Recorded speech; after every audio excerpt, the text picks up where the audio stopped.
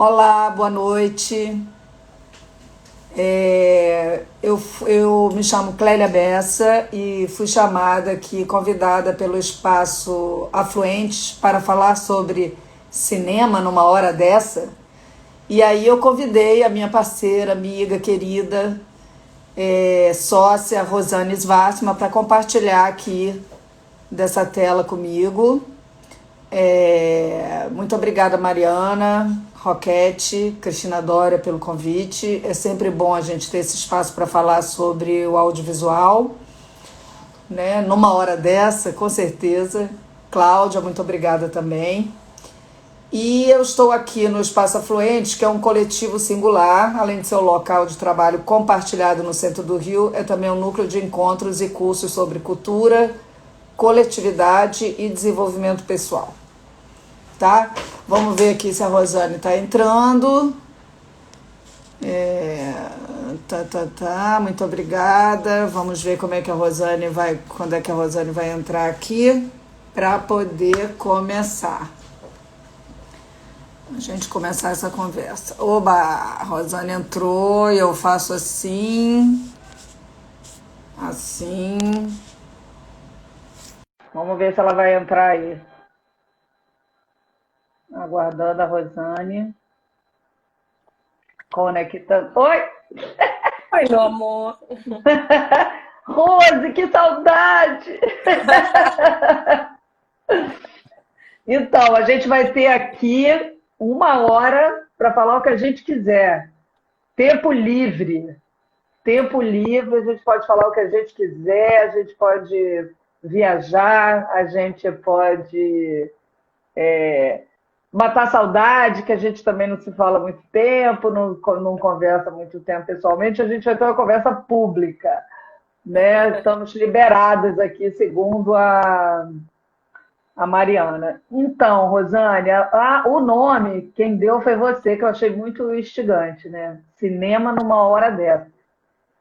Então, a gente que vive disso, vive de contar histórias, vive de falar sobre isso, eu acho que a gente tem aí um papo bem interessante, até porque é muito revelador o que aconteceu nos últimos tempos aqui no Brasil, nessa pandemia.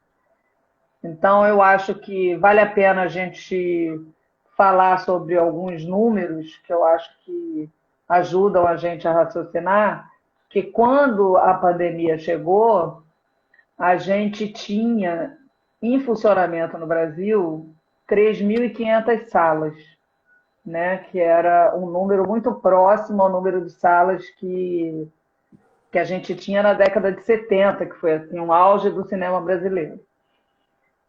Então, eu acho que a gente vai sair dessa pandemia 7 meses depois, que ainda não saímos, né? Ainda estamos nela, mas daqui a muito pouco tempo, quando tiver a vacina, será que a gente vai ter esse cinema de volta? Que você... Ah lá, tá cheia de fãs aqui, Rosane. A Renata. É. Ah, né? Eu acho que.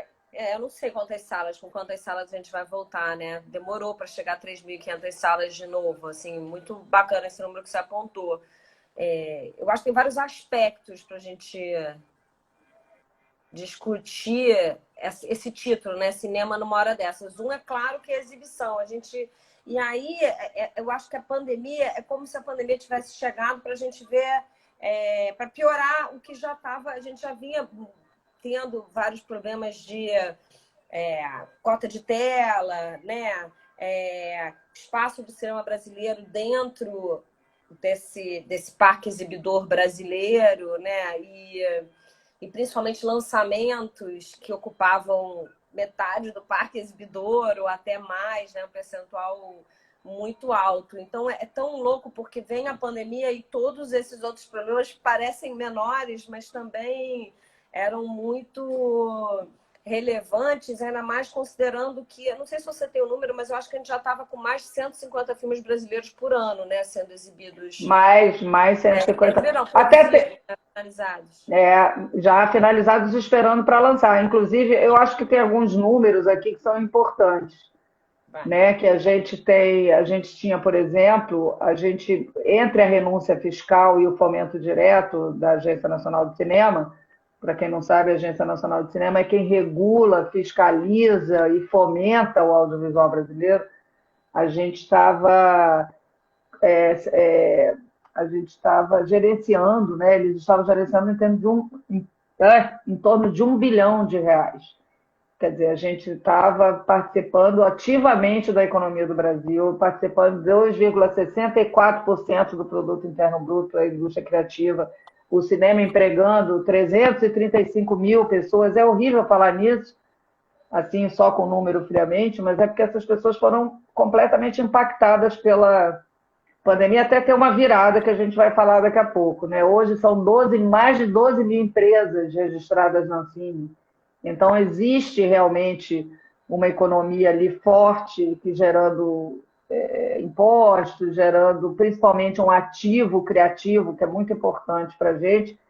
E só para você ter uma ideia, que eu fiquei meio impressionada, são registradas cerca de 3.400 obras brasileiras não publicitárias na Ancine, de 2008 a 2014. Então, é uma produção muito rica, muito intensa, que não parou.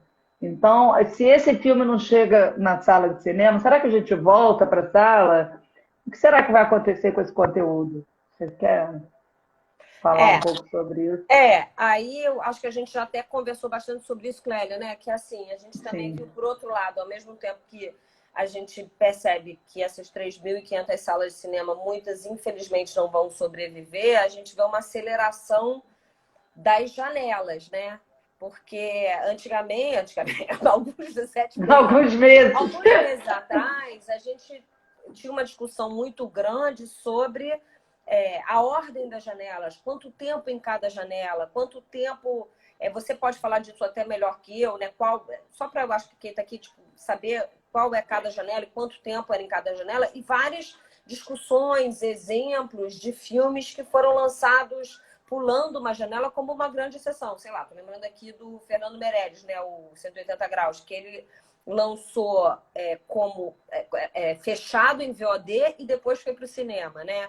Ou a gente achava uma grande exceção um filme que ia para Netflix lançar no cinema para poder ir para o Oscar, mas sim, como promoção e tal. Então isso gerava grande discussão. Mas o que a gente está vendo agora também, claro, com a convergência de telas, a gente está vendo esse fenômeno se acelerar por causa da pandemia e muitos filmes que teriam uma primeira janela no cinema, até porque quem usa, né, fundo setorial, você precisa ter uma janela no cinema, se perguntando se não seria mais lógico e razoável ir direto para a plataforma digital, né? Que é uma outra experiência, claro, um outro dispositivo, uma outra experiência, mas a gente está vendo isso acontecer, né?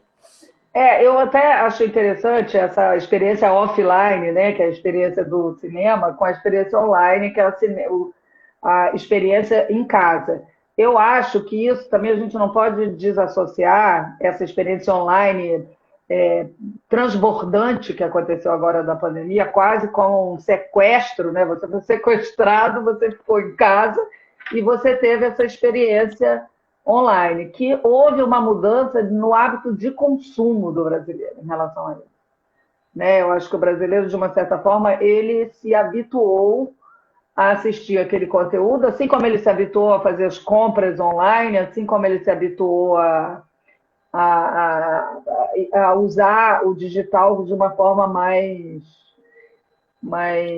íntima, né? Ele ficou mais íntimo desses dispositivos, etc. E as experiências são muito diferentes, né? De você ir se movimentar, ir até uma sala de cinema, etc. Você tem alguma. Você acha que mudou a maneira de fazer? Você acha que pode mudar a maneira de fazer? Com certeza. Engraçado, né? Você estava falando, eu estava pensando aqui, porque é claro que a gente tem imersões diferentes, né? Tem muita.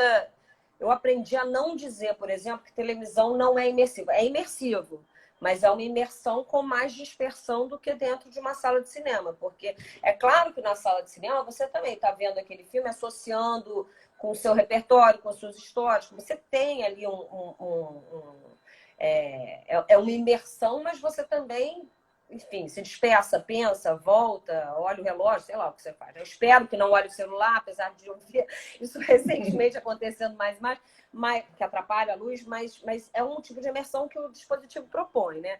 Já quando você assiste online ou até quando você assiste a televisão linear, por exemplo, você está em casa, você atende o telefone, você às vezes está numa segunda tela, né, no celular. Eu, por exemplo, só adoro assistir novela, principalmente que eu faço na rede social, acompanhando, né, o ao vivo do Twitter. Então, agora, olha só que interessante. Eu participei do BR Lab ano passado, que aliás está tendo agora, mas eu participei, e conversando com o pessoal de Sintonia, né, o Braga, ele falou, olha, a gente, ultimamente, a gente tem feito roteiros mais pleonásticos, a pedido da plataforma. Por quê? Porque existe uma dispersão também. Eles repararam que existe uma dispersão mesmo quando você está vendo uma série online no tempo que você quer, a hora que você quer, no dispositivo que você quer. Por quê? Porque eu já vi isso acontecendo na minha volta e comigo mesmo, né? Eu estou vendo uma série, sei lá, Bom Dia Verônica, maravilhosa, e às vezes entra um WhatsApp, às vezes entra uma coisa, e dependendo do que for, não necessariamente eu vou parar a série, mas é esse tipo de imersão que exige uma narrativa, às vezes, mais pleonástica. Mas eu acho que é uma experiência diferente, mas é engraçado porque às vezes é o mesmo conteúdo, né? É o mesmo conteúdo que você vai ver no cinema que desliza para a plataforma digital, que talvez você esteja vendo numa televisão linear com propaganda no meio, né? Ou vendo direto, assim. E aí, cada vez mais, eu acho que essas fronteiras aí que eu estou falando de imersão, diferente, não sei o que, elas vão se esgarçando, sabe?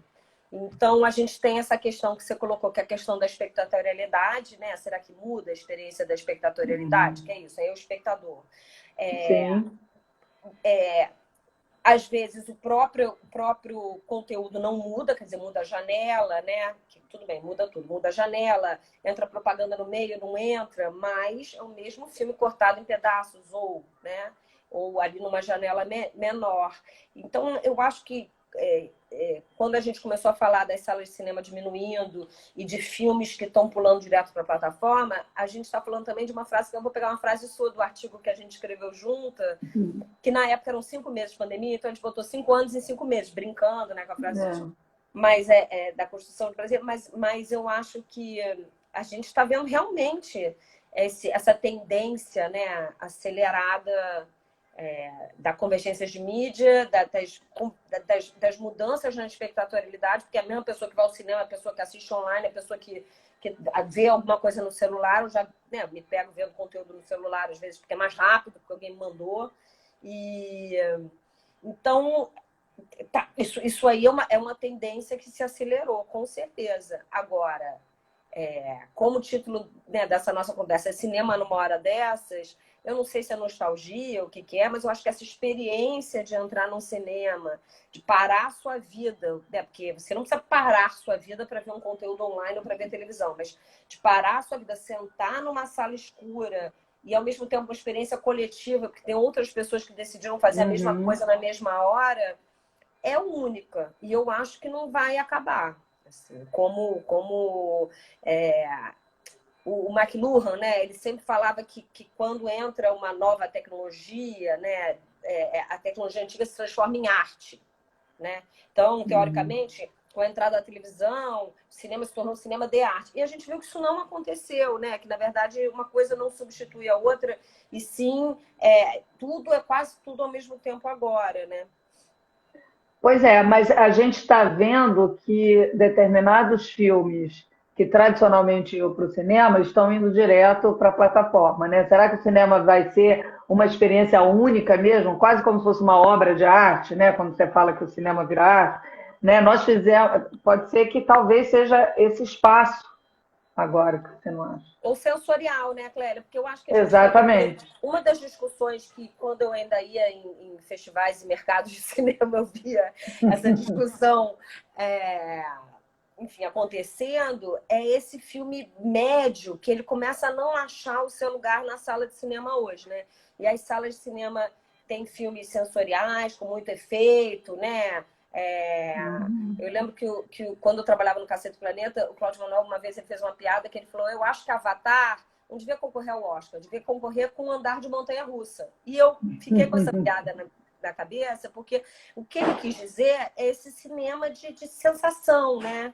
De você entrar né, e efeitos e coisas, filme espetáculo, né, digamos.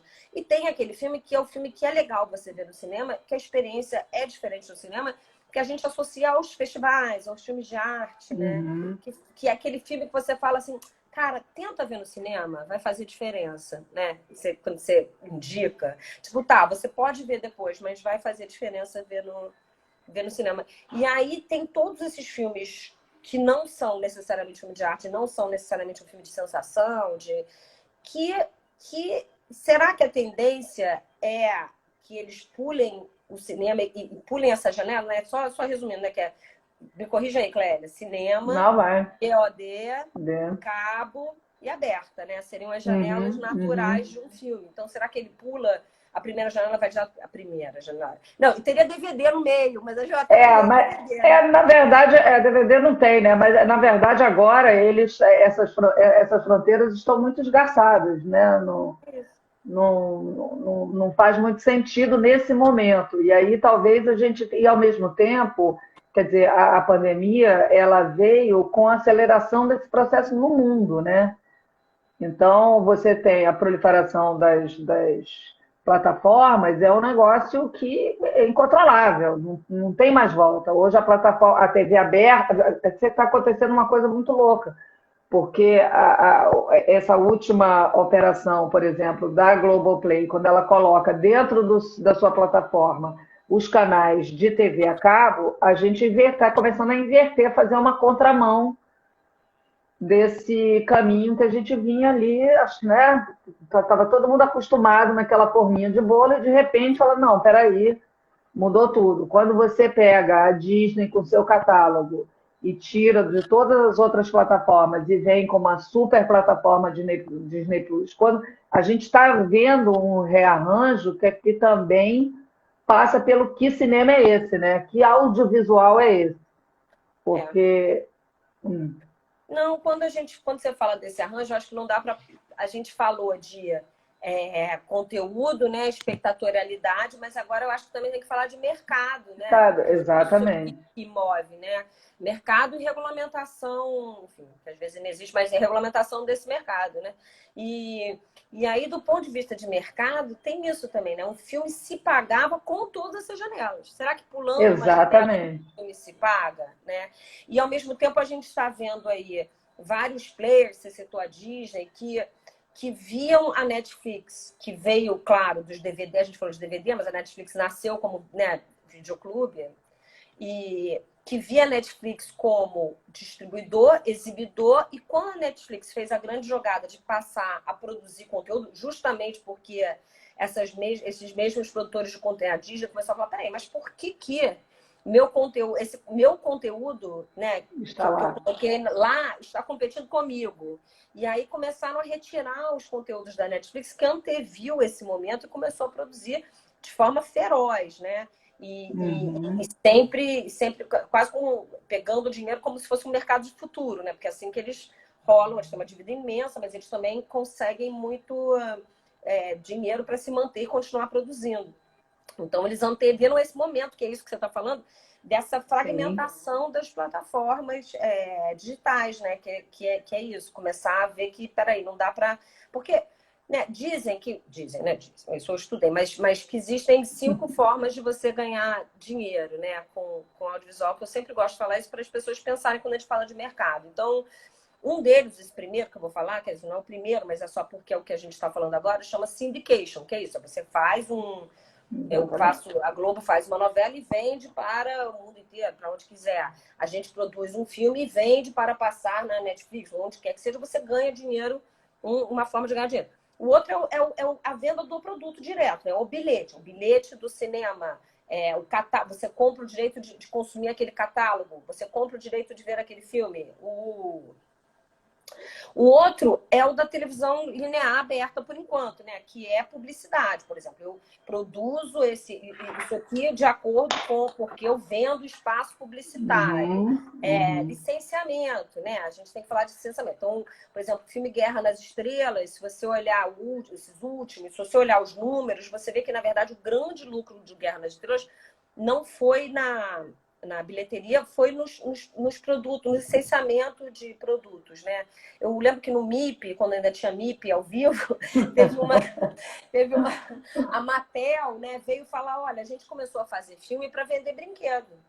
Exato, assim como os videogames, né? Como os jogos eletrônicos, que é um mercado também, enlouquecedor. Né?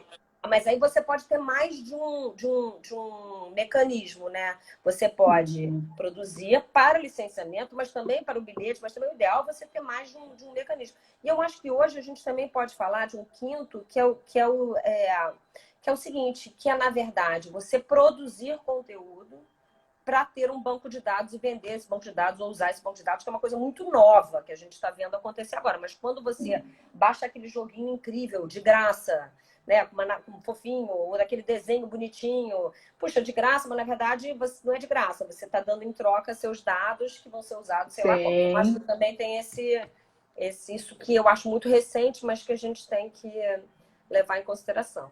Eu estou quase pirando, né, com essas questões, assim, porque a gente está vindo, está vindo o 5G, que vai também dar uma chacoalhada nessa questão. Eu acho que a TV aberta está virando uma grande, né, uma grande TV aberta online. Eu acho que isso também vai acontecer pela quantidade de pacotes fáceis, essa diferenciação também do que é linear, o que não é linear também vai desaparecer, porque todos teremos internet, né? 90% da população já tem internet, com dados diferentes e tal, mas isso é uma situação. Então, a TV aberta hoje que a gente conhece, eu acho que ela também vai sofrer mudanças. E aí que eu acho que o cinema volta a ter um lugar, sabe? Eu tô aqui pirando, tá, Rosane? A gente faz isso, né? Esse é o nosso teor. Não, o cinema é super... E vai ser mais horizontalizado e mais... Quer dizer, na verdade, essa TV vai ser mais inteligente, digamos assim, porque eu vou escolher, mas não deixa de ser uma TV aberta. Eu tô doida, não? Não, é porque assim, o que é a televisão, né? A gente tem eu sempre falo essa frase que, na verdade, eu aprendi com a Eneida Nogueira, mas que eu acho bom falar, que assim, a gente tem a ilusão que a gente assiste a televisão, mas na verdade é a televisão que assiste a sociedade e se adapta a ela. Então, a Exatamente. televisão nada, assim, o que é a televisão linear? É adaptar a programação à rotina e à realidade do brasileiro. Então, enquanto o brasileiro tiver uma rotina, e eu acho que isso é uma coisa que vai acabar da noite pro dia, a gente ter uma rotina, todo mundo sai para trabalhar uma certa hora, janta uma certa hora, almoça uma certa hora, a televisão linear continuará atendendo a essa rotina. E tem também, a gente não pode esquecer, que a televisão linear tem uma penetração no Brasil, né, imensa. Imensa. Então, por isso eu acho que continua sendo. Agora, que conteúdo é esse? Aí é outra discussão, né? Que conteúdo é esse? Será que esse conteúdo é restrito à televisão linear? Não, não é restrito à televisão linear. Não é isso que eu estou dizendo. Por exemplo, alguns conteúdos da televisão linear funcionam muito bem nas plataformas digitais. Ao mesmo tempo, conteúdos que são feitos para a sala de cinema, apesar de eu achar que a gente já está atrasado a discutir a volta, né, de como é voltar a discutir telefilme e tudo isso, e cinema como formato, né? E não cinema apenas como dispositivo de exibição, mas a gente tem a mesma palavra. A linguagem a mesma palavra, cinema. Porque em inglês você é o cinema e movie, mas em português é o cinema e o cinema. Tudo bem, o filme. Mas se a gente pensar em filme como formato, né, cinema, e mais do que necessariamente para a sala do cinema, a gente entende que ele também viaja muito bem, também funciona muito bem, seja no horário nobre da televisão, numa tela quente, ou seja nas plataformas digitais. O conjunto dos filmes, eles vão muito bem nas plataformas digitais, né? Mas, enfim. Então... eu acho que, separando exibição de conteúdo, eu acho que esse tipo de exibição linear, não linear, eu acho que talvez o não linear e as plataformas digitais, esses vão se confundir. Primeiro, porque é o mesmo modelo de negócio, que é exatamente. de assinatura, né? Então, é o mesmo modelo de negócio. Eles vão se confundir, já estão se confundindo, como você bem citou, né? A Disney fez uma coisa parecida, né? A Disney fechou os canais a cabo na Inglaterra, mas eles já viram que eles talvez tenham sido precipitados, que isso, na verdade, não foi bom. Porque também não adianta você ir à frente do momento... Do hábito do consumidor, exatamente. Do hoje, né? Do hoje, você exatamente. tem pesquisas e tudo, claro, para tentar vislumbrar o que são as tendências futuras, mas você não pode antecipar elas a ponto de sair perdendo, né? Então, eu acho que como exibição, tudo bem, claro, não linear e linear. Eu acho que é mais pensando nesse sentido... Eles têm funções diferentes, né? O não linear, eu vou atrás daquele conteúdo que eu quero ver, ou às vezes até o que eu quero ficar zapeando entre os conteúdos para ver o que eu quero ver, enquanto o linear, ele se adapta à rotina, teoricamente, da sociedade brasileira, né? E eu acho que também esse tipo de comportamento, a tecnologia é muito aliada desse tipo de comportamento, né? Porque quando você tem uma televisão inteligente, por exemplo, a Sony fechou a fábrica dela no Brasil. Não vai mais produzir a televisão tradicional. Então, a gente terá televisões inteligentes, que já vem com os pacotes para a Rosane específica. Rosane, você é essa pessoa, então você gosta desse tipo de filme, então você vai comprar essa televisão Smart, que já vem com um pacote. Isso está virando uma doideira, né? É quase uma coisa personalizada para você. Mas aí a gente tem que essa coisa personalizada para cada um, aí vem o que a gente estava falando também da importância da regulamentação, né, Clélia? Do fomento da indústria nacional, da regulamentação, do que seria o equivalente no cinema, né, que é a cota de tela. Por quê? Porque no mundo inteiro, assim, na Europa, a França, enfim, à frente, claro, mas já se negocia não só um percentual... Eu vou chegar onde você estava no algoritmo, né? O percentual de produção do país, mas a proeminência dessa produção. Exatamente. Porque não adianta também... tudo bem, então vou produzir 15%, porque, claro, vale a pena pegar uma parte do dinheiro e produzir no mercado, porque aquele mercado é importante, né? Então, custo-benefício. Mas não adianta também esconder esse conteúdo, né? É preciso ter a proeminência como parte dessa negociação e dessa regulamentação das plataformas, né? Assim como a Lei 12.485 conseguiu a proeminência... da Lei da TV a cabo. A Lei da TV a cabo conseguiu a exigência e a proeminência, que eu acho super importante, do conteúdo das produtoras independentes brasileiras, né? E é muito importante que a gente diga isso, porque isso, de uma certa forma, quando o Estado ele está junto com o crescimento de um setor, que é o caso do audiovisual, quando ele protege, de uma certa forma, esse setor, ele aumenta, obviamente, o mercado de trabalho, aumenta tudo, né? Aumenta, enfim, te dá essa musculatura necessária para ser competitivo. Inclusive, tem uma coisa, por exemplo, o Emmy, esse ano, o Brasil, ele tá competindo com a Inglaterra, não é? Pelo que eu entendo, assim, a gente está com 7 produções junto com a Inglaterra. Então, assim, a gente tem, efetivamente, capacidade operacional, talento, criatividade, condições técnicas de sermos competitivos com qualquer indústria audiovisual do mundo. Mesmo que a gente não tenha esteja na lista dos 10 maiores documentários de todos os tempos, a gente tem, evidentemente, musculatura suficiente para ser competitivo. Quando a gente pega um Emmy, que seja um Emmy internacional, você tem 7 produções brasileiras na final, tem alguma coisa acontecendo ali. Eu sempre brinco, né, com os meus alunos, que eu falo para eles: você sabe como é que o que o paraense come no café da manhã? Aí, não sei, não sabe, mas todo mundo sabe o que o americano come no café da manhã, né? Porque o cinema trouxe para a gente todo um estilo de vida americano que a gente realmente...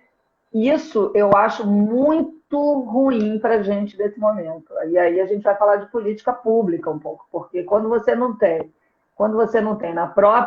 no próprio Estado, e não é importante falar que é uma questão de Estado e não uma questão de governo, quando você não tem no Estado esse desejo de proteger uma indústria tão forte, é uma das que mais cresce no mundo, né? A gente está vendo aí as grandes corporações sendo vendidas e sendo fundidas e sendo essa loucura que está acontecendo, que ultrapassa qualquer, enfim, eu não consigo nem alcançar, mas é evidente que está acontecendo uma mudança efetiva no mundo em relação à produção de conteúdo, esse conteúdo sem fronteira, esse conteúdo. Então, é muito importante que o Estado proteja o seu próprio conteúdo, a sua própria língua, a sua própria identidade, etc.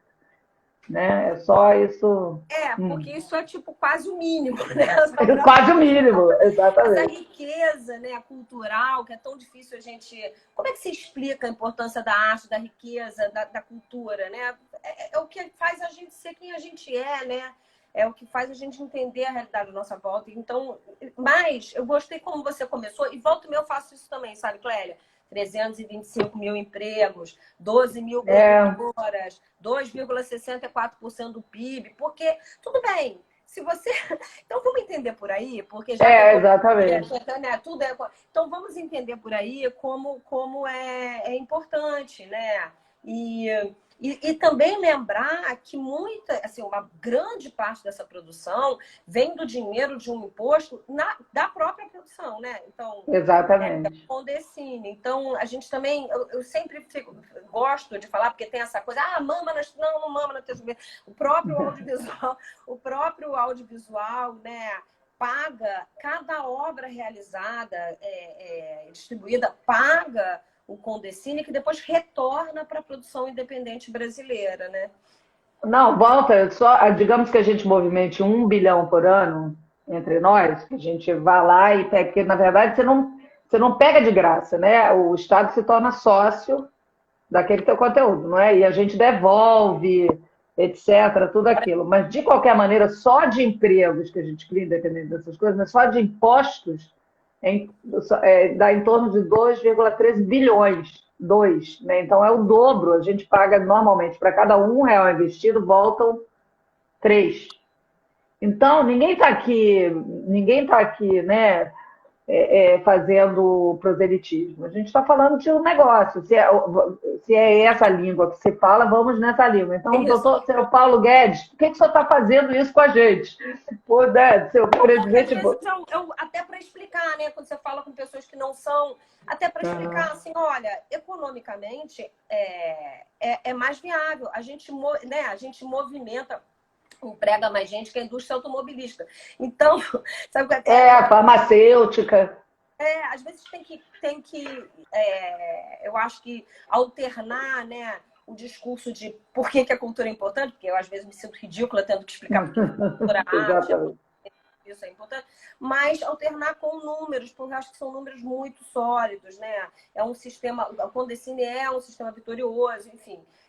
Seria tudo. E, ao mesmo tempo, a gente não pode, além disso que a gente está falando, né, Clélia, que é fomento, preservação preservar essa indústria, esses empregos, tudo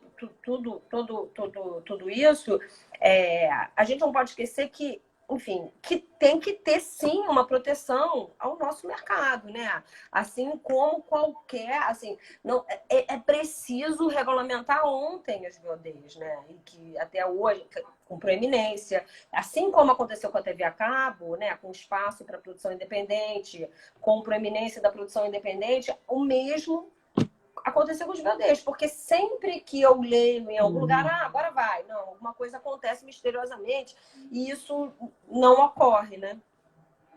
Hoje, por exemplo, foi regulamentar, em Portugal, hoje saiu uma questão muito importante de 1% do valor investido. Então, os países, obviamente, estão protegendo as suas cinematografias, né? O seu audiovisual. Todos os países que têm que querem ter algum tipo de projeção, porque isso passa por poder, né? Por falar a língua, enfim, não vamos nem falar disso aqui, porque também a gente vai enlouquecer, mas é muito importante que haja essa regulamentação, e principalmente porque nós vínhamos também com uma cultura a gente já vinha de uma certa forma, o brasileiro gosta de se ver, né, Rosane? Você escreve novela. Você fala para, sei lá, 40 milhões, 50 milhões de pessoas. O Brasil é um dos maiores mercados online de vídeo online do mundo. Está entre os 5, 6 maiores do mundo. Então, por que a gente não está protegendo essa nossa indústria? Não, protegendo, fomentando Fomentando. Representatividade e diversidade, que era um caminho editais, que estava começando. Então, não dá para deixar, a gente estava falando antes, Clélia, né, de mercado, como ganhar dinheiro com audiovisual, as formas de, os modelos de negócio do audiovisual que funcionam em separado ou se misturam. Mas não dá para deixar o mercado, entendeu? Decidir como e que espaço o audiovisual brasileiro terá. Não dá para deixar apenas o mercado decidir isso, assim, exatamente. Não dá para deixar apenas o mercado decidir, né, o que consome, né, e como não, até porque o mercado é um teleco-teco, assim, né? Vem uma pandemia, acabou-se tudo, vira tudo avesso. E ao então, mesmo assim... tempo, e ao mesmo tempo nunca se consumiu tanto o audiovisual quanto nessa pandemia, né? Exatamente, você fica ali refém de uma... Você está ali refém, e de uma certa forma houve uma escolha até do conteúdo nacional, né? Alguns projetos como Bom Dia Verônica, que agora explodiu de uma certa forma, que a gente não sabe exatamente quanto deu, mas a gente tem... Ainda tem isso, né? A gente não sabe. Eu sei na minha bolha, todo mundo viu, eu adorei, eu fiz minha filha ver, fiz exatamente. Minha mãe ver. Eu, assim, boca a boca também 2000, pô, achei sensacional. Agora, a Netflix, ela não precisa, porque é o outro... então, é um modelo de negócio. Eles exatamente. têm um modelo de negócio publicitário. Portanto, para os acionistas, eles não precisam dizer quanto deu cada produto. O que eles precisam dizer é quantos assinantes eles têm, porque o modelo de negócio não é publicitário, o modelo de negócio é o daquele do bilhete, né, da assinatura. Então, eles não precisam medir, por isso que eles não medem, por isso que eles não falam, por isso que os números, sempre que alguém fala assim, não, porque aquele bombom, como é que você sabe? E os números são sempre assim, foi o mais visto na América Latina. Você sabe, tá, mas quanto? Quanto, exatamente. Eles gastam, assim, é claro que já tem grupos, né, empresas de pesquisa que sabem dizer quanto... né, a NBC contratou uma que fez, por exemplo, com Orange is the New Black, e eu me surpreendi, principalmente como o último episódio, a NBC contratou, acho que era Symphony o nome, como o último episódio do Orange is the New Black tinha, sei lá, 700 mil views, enquanto o primeiro, nos 3 meses de lançamento, tinha 2 milhões, que pra gente, tem, né, parece, são números muito pequenos diante da TV aberta e números muito significativos diante da TV a cabo. Sim. Mas são números também surpreendentes, né, de como as pessoas vão parando. Assim, por que esses números são surpreendentes? Porque são números que ficam escondidos, porque eles não precisam divulgar, não interessa divulgar, e o que interessa realmente é o catálogo, né? O catálogo exatamente. É o que interessa. Então, eu lembro que eu fui num encontro, que era assim, mulheres na tecnologia do Netflix, quando eu fui pro EFM, lembra? Que é o American Film Market.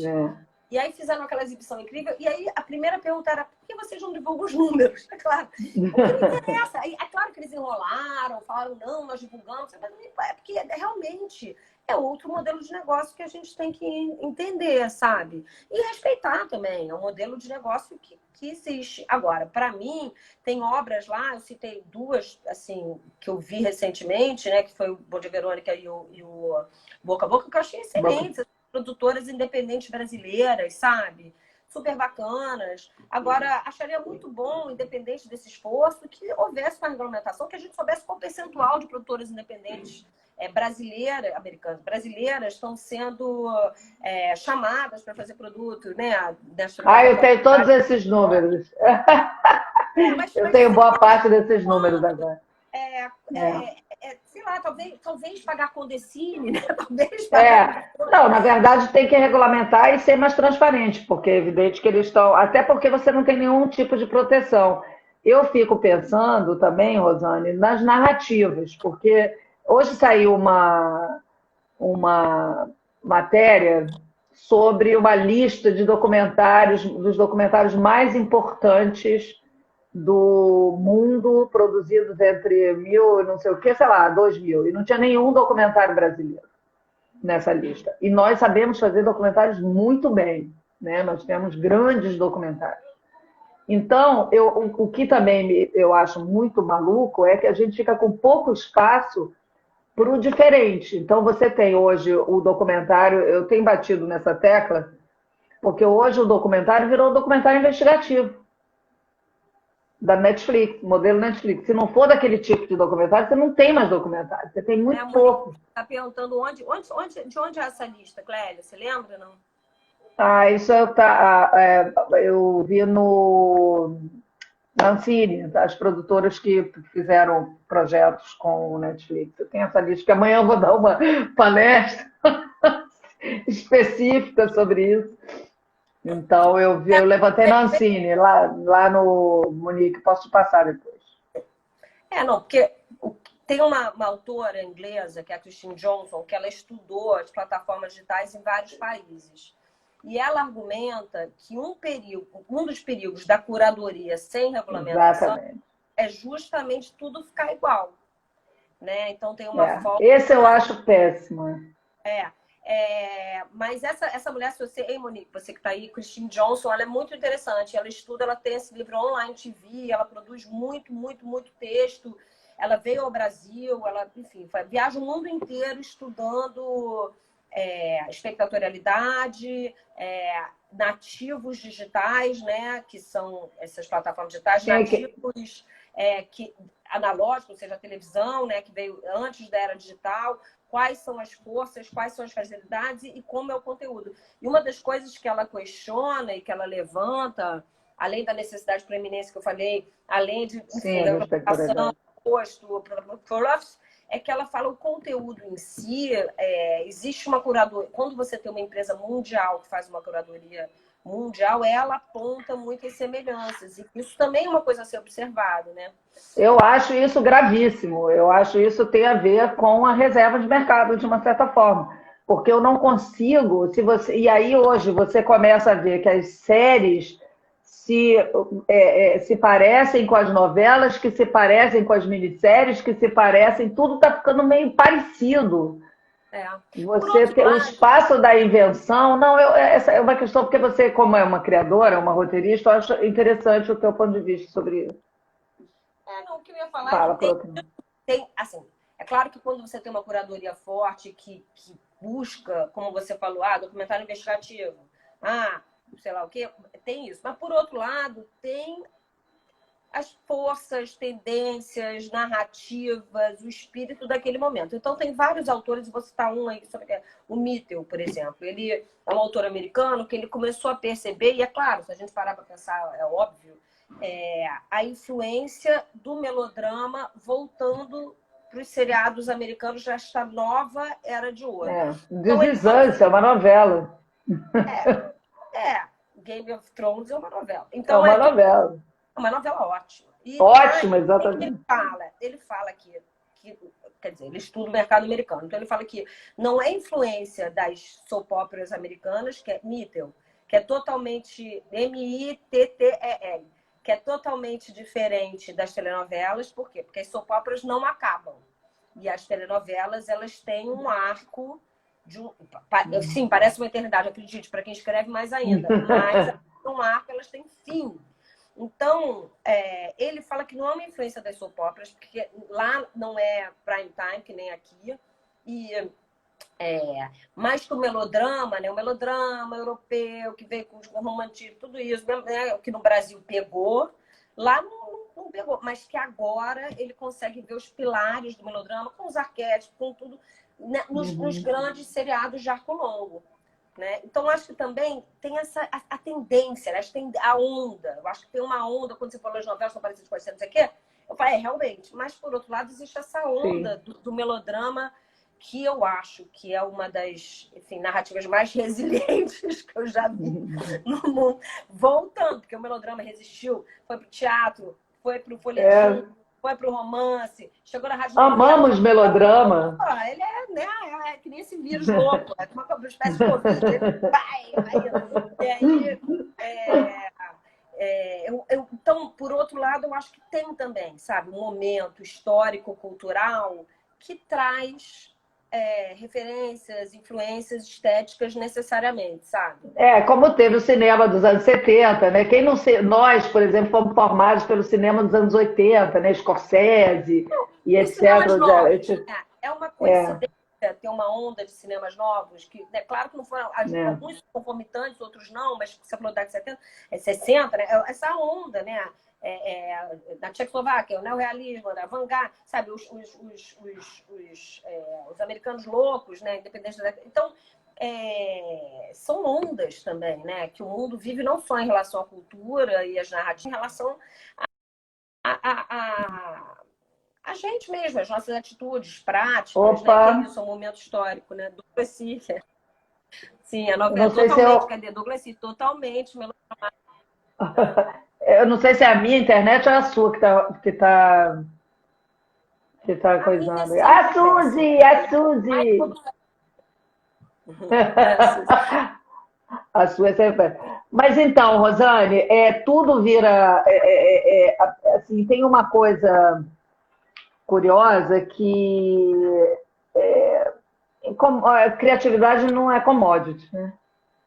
Então vai ter uma hora que isso vai ter que. Então, sabe o que criatividade não é commodity, que criatividade nem sempre dá certo. Porque se tudo der certo, porque o que a televisão aberta não tem que a plataforma digital tem? O banco de dados. E o que é o banco de dados?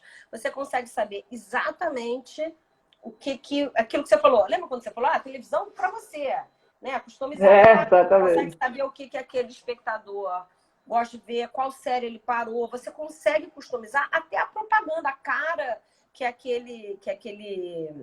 o pôster, né, vai ter para você. Você consegue customizar tudo isso. Mas então por que todos os produtos não dão certo? Por que todas as séries não são um sucesso? Né? Aí é a mesma coisa com pesquisa, televisão aberta. Quais são as ferramentas da televisão aberta? Pesquisa, né?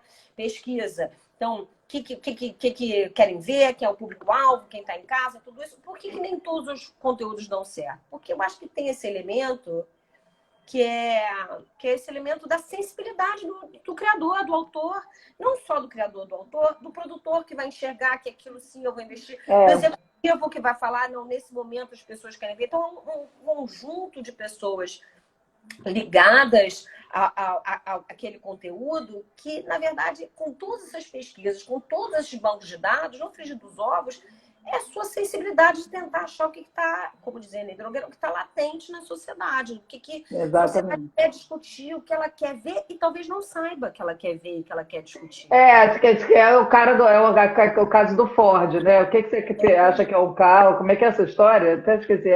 O carro tem... Ninguém consegue imaginar o que não conhece, exatamente. Aí a criatividade, o criador, né, ganha um protagonismo. Agora, assim, exatamente, a gente precisa vencer essas barreiras. Quando você tem, por exemplo, né, os nativos digitais, agora a geração Z, que 90, o que é? Ai, é Marília Carneiro! Por exemplo. Aliás, eu tô... Hã? Não, tem várias pessoas incríveis aqui. Legal. Não, porque eu fico pensando, até voltei. É engraçado que eu ia fazer uma pergunta, a Marília Carneiro agora apareceu. Assim, eu acho que você tem. A televisão também mudou muito os hábitos de consumo, mudou de uma certa forma a sociedade, né? A própria Marília aí fez nossa, Dancing Days, aquela explosão e tal. Qual é. Faz uma diferença para mim da TV aberta, do ponto de vista de comportamento para a TV a cabo. Você que é uma escritora de novela, que teve uma novela agora que teve mais audiência do que quando ela foi exibida originalmente. Não, aí tem. Bom, aí nem vamos entrar, porque aí eu também fiquei surpresa, e sei lá. Aí depois você fica pensando, não, acho que é porque passou numa época diferente. Claro, a pandemia, claro, as pessoas agora precisam de leveza. É uma novela de contos fados. Depois você fica raciocinando por quê. Mas eu acho que a principal diferença é que a televisão a cabo é audiência fragmentada e a televisão aberta é audiência massiva. E a televisão aberta no Brasil, ela é única. Né? Porque no resto do mundo inteiro tá bom. No Super Bowl vai ter essa audiência nos Estados Unidos. Vai, mas também só, né? Então, por que a gente tem uma audiência massiva no Brasil e no resto do mundo não. E a gente, assim, muitos textos e artigos que eu li na academia falavam assim, não, porque o Brasil ainda não chegou, porque o Brasil está atrasado. E a gente tem que parar de pensar que o que a gente vive hoje é porque o Brasil está atrasado ou não chegou. Não. O brasileiro, você mesmo falou, né? Eu tinha lido que a gente estava com 85% de penetração na internet, mas você falou 90%, pode ser. Por aí, é. Mas digamos, 85% de penetração na internet. Se a gente olha, a gente vê que a gente é uma audiência multiplataforma. A televisão tem uma penetração de 96%, a internet 85%, é um fenômeno. E a gente tem televisão a cabo, vários canais, desde, assim, muito... Agora eu também não estou com o número de cor, mas eu tenho exatamente esses números. Quando entrou a TV a cabo no Brasil, quando entrou as plataformas digitais no Brasil, né? Se não me engano, o Netflix falou que é 10 anos atrás, 2011. 10 anos. Então, o que a gente vê no Brasil é um fenômeno único. E aí a gente tem que parar e entender por que o Brasil é diferente dos outros países e parar de ficar achando que o Brasil está atrasado em relação aos outros países. Porque a gente tem uma cultura única, a gente tem uma espectatorialidade única. E a gente tem um território gigante, diverso, né? Um território gigante que é unido diariamente num laço social único no Brasil, na minha opinião, através da telenovela. Mas o Maurício Bragança, que estuda melodrama e tudo isso, ele apontou uma coisa uma vez, os textos dele apontam isso também, que eu achei muito interessante. Ele falou, não, mas o melodrama, desde o folhetim, já estava intercalado com o jornal. Desde o folhetim já era a notícia e embaixo a história. Então, a gente vai acabar daqui a pouco. Bom, rapidamente. Então, para dizer que... E aí, citando outro ator que eu adoro citar também, que é o colombiano Martin Barbeiro, a novela é matriz narrativa latino-americana e talvez seja ela que faça a gente ser um fenômeno ou ter uma espectatorialidade diferente das outras do resto do mundo. E a gente precisa entender que é diferente... E parar e começar a estudar o que a gente está vivendo. Porque, sim, temos TV a cabo, temos plataformas digitais, ok. Internet, nossa, o mundo inteiro, o dia inteiro no Zap, passando vídeo, passando, né? Aliás, isso é um problema agora com as eleições. Exatamente. Então, e a televisão aberta com audiências massivas. Então, essa coisa de que a televisão vai acabar, a novela vai acabar, ela já está aí há tantos anos, principalmente no Brasil, que eu acho que a gente tem que parar de falar isso e começar a falar, pera, vamos entender... Para onde será que a gente está indo? O que o brasileiro quer ver? Assim, né? Qual o conteúdo do brasileiro para o brasileiro, né? Exatamente. Não, eu acho que, na verdade, inclusive, a gente está na frente em muitas outras coisas em relação à televisão. Nossa televisão é um luxo. Né? A televisão aberta brasileira é um luxo, sem dúvida nenhuma. Estão pedindo para a gente abrir outra conta, a gente não pode, infelizmente. A gente está muito atrasado com as coisas que a gente precisa fazer. Mas... Oi? Não, vai. Não. Bom, eu acho que a gente está chegando no fim, Rosane. Você acha... Então, a gente chegou aqui a uma conclusão que o cinema não vai acabar, que a gente teve uma mudada de hábitos de consumo, mas que o cinema não vai acabar. Que está filmes, né? Os filmes. Nosso cinema, por isso que essa palavra ela né? Mas o cinema não vai acabar, mesmo que ele não passe no cinema. Né? Exatamente. No cinema físico, né? Na sala de cinema. Exatamente. Até porque a sala de cinema também já vai virando outra coisa. Eu já vi até final de campeonato de futebol, final de campeonato brasileiro na sala de cinema. Então, né? exatamente. É um dispositivo. Assim como o audiovisual também, de uma certa forma, está lá nas artes plásticas, está lá na série de TV, está lá, né? Enfim, onde ele puder. Ele está. Agora, a gente tem aqui, a gente está chegando junto, com a plataforma, essa geração Z, que é o nativo digital, que é uma geração que já é desse jeito. Você é autora, Rosane, o que você vai fazer para alcançar essa...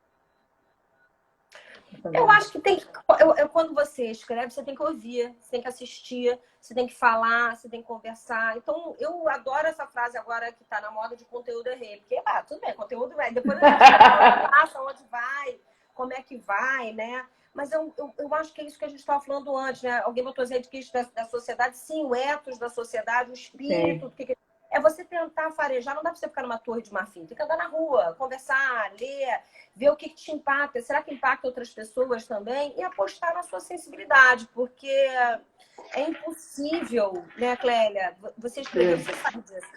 Quando você faz quando a gente, né, faz um projeto assim, agora vamos fazer esse para dar bilheteria, vamos fazer esse para agradar todo mundo. É um erro, né? Você não agrada ninguém, você tem que ter. E aquele livro do Truffaut, sabe? De textos e artigos do Cahiers, ele fala uma coisa muito interessante. Ele foi visitar o set do Spielberg, porque ele é ator do Contatos Imediatos Terceiro Grau. E ele falou, eu fiquei muito surpreso que mesmo em Hollywood, mesmo com aquela loucura, mesmo com tudo o que estava acontecendo, era autoral, entendeu? Isso ele está falando né, do Truffaut, né? Avant-garde, tudo isso.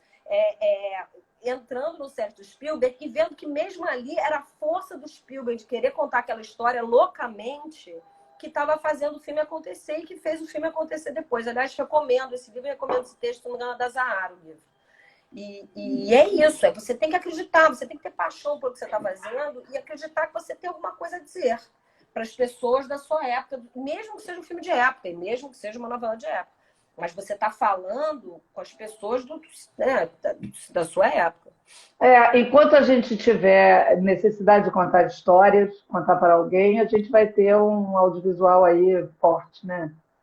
Você sabe que esse livro que ficou na moda, né, o Sapiens, eu adorei, porque tem a Revolução Cognitiva e ele fala assim, o que nos torna quem somos, humanos, foram as histórias, foi a ficção, né? Que seja ficção, essas ficções. E aí, quando ele falou isso, eu falei que sim, são as histórias.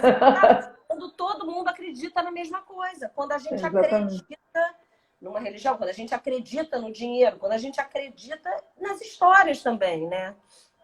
Exatamente. Então vamos fazer filme, né, Rose? Nós. Estou com câncer, daí tem tantas ideias, né, Clélia? A gente tem muitas histórias ainda para contar. Vai faltar tela para gente, na verdade.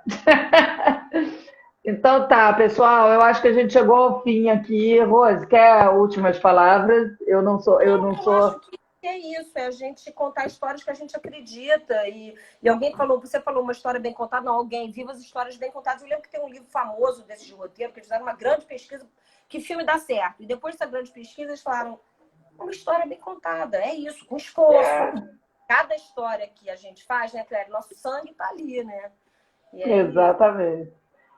E vem Pluft por aí, que é nosso novo filhote.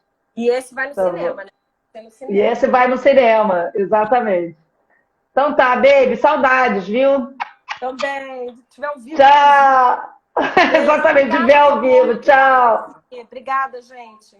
Obrigada a vocês todos pela audiência. Agora eu vou fazer aqui o doutorado aqui, que eu preciso gravar, não sei o quê, senão a Mariana me mata. Então pessoal, beijos. Encerrar.